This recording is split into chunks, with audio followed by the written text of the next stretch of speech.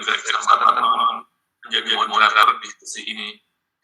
Jadi siang ini kita akan mendengarkan 3 topik pembicaraan mengenai sepsis, ya. Yang pertama adalah sepsis in high risk population, the role of fluoroquinolone yang akan dibawakan oleh Dr. Carta, dan yang kedua adalah mengenai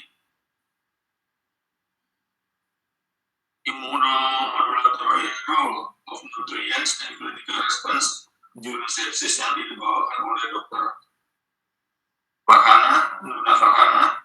Kemudian yang ketiga adalah tentang immunometabolism dynamics in sepsis, another path to sepsis targeting therapy. Ini banyak topik-topik baru ya, sehingga perlu kita cermati dengan lebih baik karena topik-topiknya cukup menarik. Dan kepada pembicara pertama, Dr. Carta, saya mempersilahkan untuk membawakan makalahnya. Waktu dan kesempatan yang memberikan.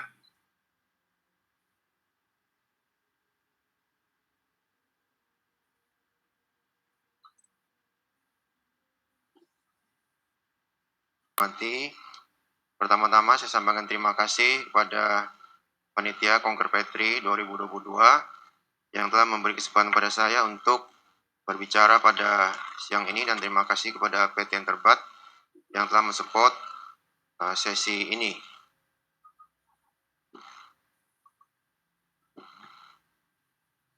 Tugas saya pada siang ini adalah untuk membawakan peran fluoroquinolone pada pasien sepsis ya. Seperti kita ketahui, mungkin yang paling umum kita gunakan untuk penanganan sepsis adalah antimikrobial golongan beta-lactam ya, golongan carbapenem mungkin, dan sporosporin generasi ketiga dan 4. Tapi di sini kita akan melihat bagaimana peran fluoroquinolone pada pasien-pasien sepsis. Sebelumnya kita review kembali tentang definisi sepsis, bahwa sepsis adalah suatu kondisi di mana terjadi disfungsi organ yang mengancam jiwa yang disebabkan oleh imun respon dari host yang tidak terkontrol terhadap suatu infeksi. Sedangkan septic shock adalah sepsis yang disertai oleh penurunan tekanan darah hingga memerlukan resusitasi cairan dan pemberian vasopresor untuk mempertahankan MAP di atas 65 mmHg. Tentunya dari Surviving Sepsis Campaign direkomendasikan untuk tidak menggunakan hanya satu metode untuk men-screening sepsis seperti Q atau Quick SOFA, termasuk juga SIRS, NEWS atau MIUS, karena kalau kita hanya menggunakan satu metode untuk men-screening sepsis itu kemungkinan missnya sangat besar karena sensitivitasnya sangat rendah ya. Karena beberapa penelitian menunjukkan bahwa pada pasien-pasien dengan Q-SOFA score 2 atau 3 itu hanya 2% yang memiliki Q-SOFA 2 dan 3, tetapi pasien tersebut ternyata memiliki prognosis yang buruk. Ini contohnya adalah Q-SOFA yang digunakan untuk men-screening adanya sepsis. Semakin tinggi skor, maka prognosis akan semakin jelek. Misalnya pada skor 13-14, mortalitas di atas 50%. Jadi kita ketahui bahwa infeksi dapat berkembang menjadi sepsis, namun ada beberapa kelompok tertentu yang memiliki risiko lebih besar. Misalnya pada pasien geriatri, pada pasien usia sangat muda, wanita hamil, pasien dengan imunosupresi, pasien dengan malignansi, pasien HIV positif, pasien autoimun, termasuk pasien-pasien dengan penyakit kronis seperti diabetes, penyakit ginjal kronis, dan tentunya pasien yang dirawat di rumah sakit. Sekarang kita sampai kepada pengobatan ya, bagaimana resusitasi dan pemberian antibiotik. Jadi sepsis atau septic shock adalah suatu medical emergency yang memerlukan penanganan segera mungkin ya. Bila terjadi hipotensi atau septic shock, direkomendasikan untuk memberikan cairan kristaloid 30 ml per kilogram berat badan secara intravenous dalam waktu 3 jam pertama. Dan selain cairan tentunya diperlukan vasoactive agent. Sebagai pilihan pertama adalah norepinephrine, dan bila didapatkan disfungsi kardiak dapat ditambahkan dobutamin Ini adalah kapan kita memberikan antibiotik ya pada pasien dewasa dengan dugaan septic shock atau sepsis. Tentunya direkomendasikan pemberian antimikrobial sesegera mungkin ya dalam waktu 1 jam pertama setelah diagnosa sepsis kita ketahui, karena itu sangat menentukan prognosis. Sekarang kita sampai pada bagaimana pilihan antimikrobial. Seperti kita ketahui, penyebab sepsis pada pasien-pasien dirawat di ruang intensif, sumber infeksi paling utama adalah di saluran napas bagian bawah atau paru-paru, kemudian di abdomen, aliran darah, dan saluran kemih. Dan organisme penyebab terbanyak adalah bakteri gram negatif, bakteri gram positif, dan juga jamur. Bakteri gram positif yang paling banyak mungkin kita ketahui adalah Staphylococcus aureus, sedangkan bakteri gram negatif yang sering dijumpai diantaranya adalah Pseudomonas. Bagaimana pendekatan pemberian antibiotik ya? Kita lihat ada fase inisiasi, fase evaluasi, dan fase deeskalasi. Pemberian antibiotik tentunya berdasarkan pedoman nasional dan local susceptibilities ya di tempat masing-masing, dan mempertimbangkan kondisi individual pasien itu, dan juga mempertimbangkan patogen yang paling umum yang terdapat pada sumber infeksi.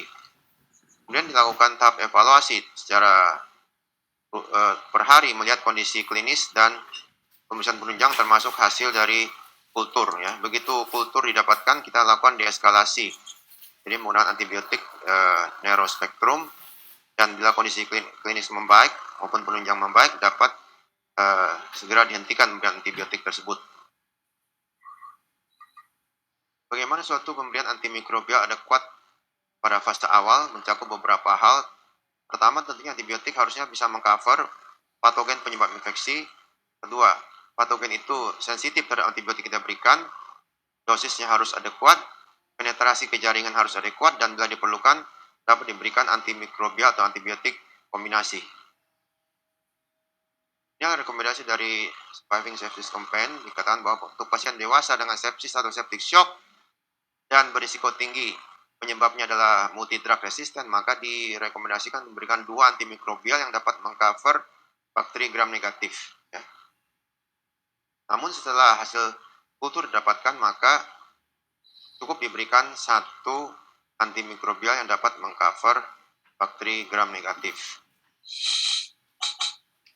Dalam pemberian antimikrobial tentunya kita harus mempertimbangkan prinsip antimikrobial stewardship ya. Yang kita terapi adalah infeksi bukan kolonisasi. Dan satu hal penting adalah mengenai spektrum dari suatu antimikrobial, bahwa spektrum luas atau spektrum sempit tidak mempengaruhi terjadi resistensi ya. Contohnya levofloxacin ya, suatu fluoroquinolone itu memiliki spektrum yang luas tetapi dia dikatakan termasuk kategori low resistant potensial. Sedangkan ampicillin, suatu antibiotik spektrum sempit, dia dikategorikan sebagai high resistant potensial. Tentunya kita lebih memilih antimikrobial antibiotik yang dengan kategori low resistant potensial, dan setelah kondisi klinik membaik, pemberian antibiotik parenteral atau IV dapat di-switch ke oral ya, dengan mempertimbangkan perbaikan klinis biasanya dalam waktu 72 jam setelah pemberian antimikrobial parenteral. Ini adalah contoh antibiotik yang dikategorikan sebagai high resistant potensial seperti amisin, ceftazidime, ciprofloxacin ya. Dan di sebelah kanan ini adalah antibiotik yang dikategorikan sebagai low resistant potensial, diantaranya masuk levofloxacin maupun moxifloxacin yang kita bicarakan berikutnya. Nah, sekarang kita fokus pada moxifloxacin. Moxifloxacin adalah suatu fluoroquinolone generasi keempat ya. Kalau levofloxacin itu generasi ketiga dan ciprofloxacin generasi kedua. Nah, moxifloxacin aktif terhadap bakteri gram negatif maupun bakteri gram positif, termasuk patogen atipikal maupun anaerob. Half-life-nya 11-15 jam, jadi dapat diberikan 1 kali per hari dan dieliminasi melalui sistem biliar dan feses. Preparat tersedia dalam bentuk oral dan intravenous yang biasanya kita berikan lebih dari 60 menit ya. Dan moxifloxacin memiliki rasio di jaringan respiratorius dibandingkan plasma lebih tinggi dibandingkan dengan levo. Karena ekskresi melalui sistem biliar atau feses, tidak diperlukan penyesuaian dosis untuk pasien-pasien dengan gangguan ginjal maupun pasien dengan gangguan hati. Di sini kita bisa melihat perbandingan moxifloxacin dan levofloxacin, melihat rasio dari di tisu dibandingkan dengan plasma. Pada alveolar makrofag, rasio tisu terhadap plasma itu pada moxi 21, pada levo 7,3 ya. Termasuk pada bronchial mucosa lebih tinggi dibandingkan dengan levo. Kalau kita menghadapi kasus sepsis di mana sumber infeksi tidak diketahui, tentunya pilihan antimikrobialnya adalah salah satunya golongan carbapenem seperti meropenem atau piperacin tazobactam atau moxifloxacin 400 mg IV 1 kali per hari selama 2 minggu. Dan selanjutnya dapat bila kondisi klinik membaik, dapat di switch ke bentuk oral. Jadi moxifloxacin memiliki bentuk parenteral dan setelah kondisi klinik membaik dapat dilanjutkan dengan bentuk oral ya. Dosisnya sama 400 mg 1 kali per hari.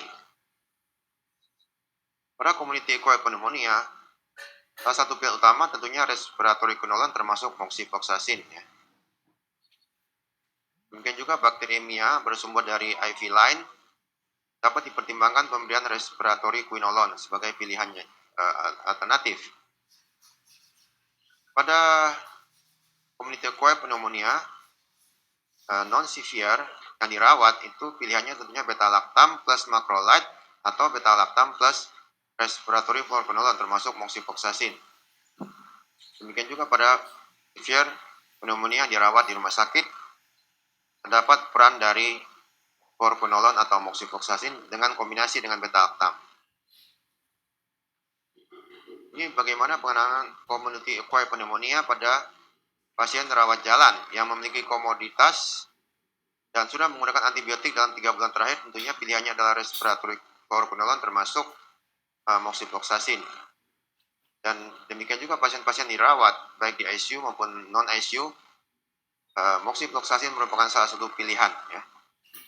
Dan khusus untuk kasus di mana kita pikirkan kemungkinan penyebabnya adalah pseudomonas, kita lihat yang bawah ini adalah pilihannya adalah kombinasi ya, jadi beta-lactam plus aminoglucosida dan respiratory fluoroquinolone termasuk moxifloxacin.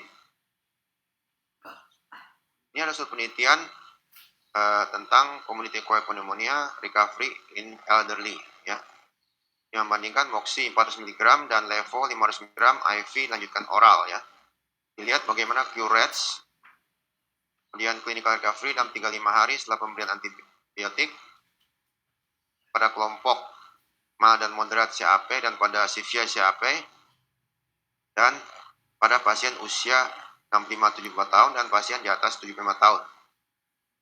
Kesimpulan dari ini bahwa pemberian intravenous lanjutkan oral moxi monoterapi memberikan clinical recovery yang lebih tinggi pada 35 hari setelah pemberian antimikrobial dan sama efektif keamanan dan toleransinya dengan levofloxacin monoterapi pada pasien usia lanjut dengan community acquired pneumonia. Ini kita bisa melihat bahwa pada pasien-pasien hemodialisis yang mengalami pneumonia, moxifloxacin dapat diberikan secara efektif dan aman ya. Karena tadi ekspresinya tidak melalui ginjal tapi melalui feses. Ini adalah penelitian yang membandingkan moxifloxacin monoterapi dibandingkan dengan amoxiclav plus roxithromycin pada non-severe community acquired pneumonia pada pasien dewasa. Sebagai kesimpulan dari penelitian ini dapatkan bahwa pemberian moxifloxacin 400 mg oral selama 10 hari sama efektif dan dapat ditoleransi dengan baik dibandingkan dengan amoxiclav plus roxithromycin. Tentunya dengan pemberian sekali sehari, moxifloxacin memberikan satu kenyamanan dan kepatuhan kepada pasien untuk menyelesaikan pengobatannya. Salah satu isu penting adalah bagaimana keamanan terhadap jantung pada fluoroquinolone, khususnya moxifloxacin ya. Tadi dikaitkan dengan suatu kemungkinan terjadi pemanjangan interval QT. Pada review ini dapatkan bahwa cardiac safety dari moxifloxacin baik secara oral maupun intravena itu kurang lebih sama dengan antibiotik yang lain. Jadi tidak lebih tinggi kemudian terjadinya aritmia karena pemanjangan interval QT. Sebagai ringkasan, sepsis adalah suatu medical emergency yang memerlukan diagnosis secara cepat dan penanganan secara cepat dan akurat. Prinsip penanganannya adalah resusitasi awal dan pemberian antimikrobial dalam waktu 1 jam setelah sepsis diketahui sangat menentukan prognosis ya. Dan seperti kita ketahui, sumber infeksi yang paling banyak pada pasien sepsis yang dirawat di ruang intensif itu adalah pada saluran napas bagian bawah atau pneumonia paru-paru. Dan moxifloxacin merupakan salah satu pilihan pada penanganan pasien sepsis dan yang memiliki low resistance potensial dan memiliki penetrasi ke jaringan pernapasan yang baik.